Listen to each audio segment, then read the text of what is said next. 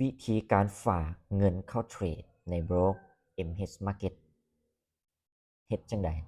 ซึ่งว่าคลิปวิดีโอนี้นี่นะพ้นกสิมาตัวอย่างวิธีการฝากนะหรือว่ามาฝากเป็นตัวอย่างให้ทุกคนเบิ่งน้ำกันซึ่งว่าการฝากก็มี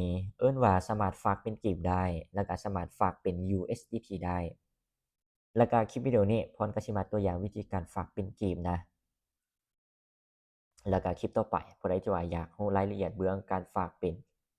USDT ก็รอติดตามนำกันซึ่งว่าวิธีการฝากเนี่ยนะหลังจากที่ว่าเราล็อกอินเข้าระบบปุ๊บแล้วก็มันโชว์หน้านี้ขึ้นมา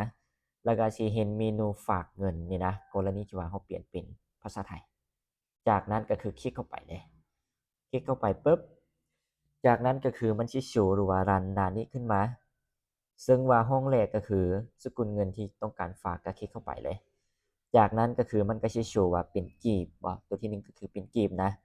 แล้วก็ตัวลุ่มๆก็คือเป็น USDT นะซึ่งว่าณตอนนี้เราสิฝากเป็นกีบก็เลือกตัวแรกเลยจากนั้นก็คือกดยืนยันปุ๊บจากนั้นก็คือ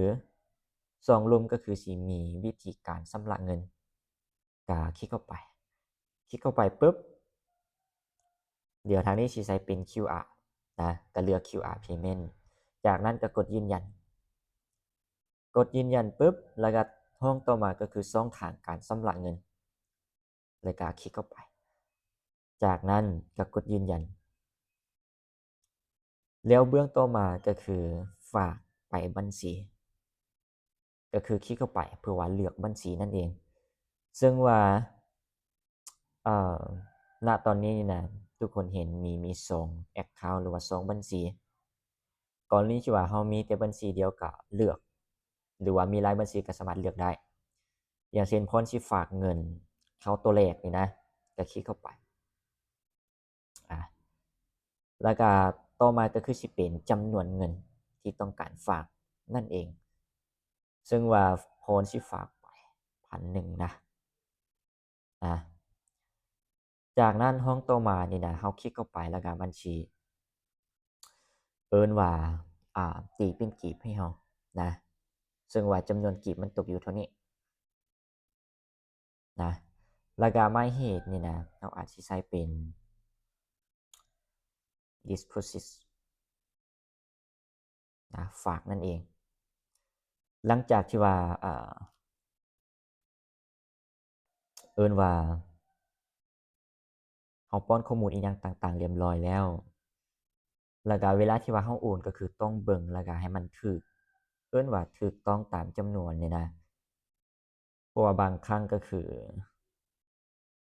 ว่ามันมีจุดหรือว่าเลขที่ว่ามันบ่เป็นเลขทวนใช่นะก็เลยว่าเราต้องใส่ให้ครบตามนี้หรือว่าถูกต้องตามนี้จากนั้นก็คือกดยืนยันอีกครั้ง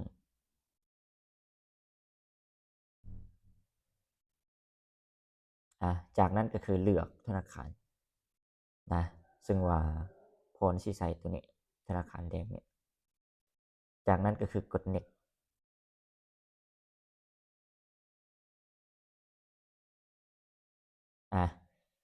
ซึ่งว่าก็สิมี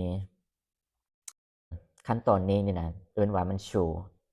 หน้านี้ขึ้นมาก็แสดงว่าเราโอนนะโอน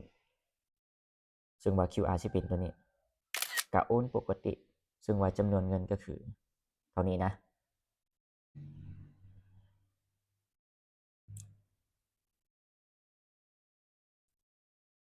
หลังจากที่ว่าว่าเราโอนสำเร็จ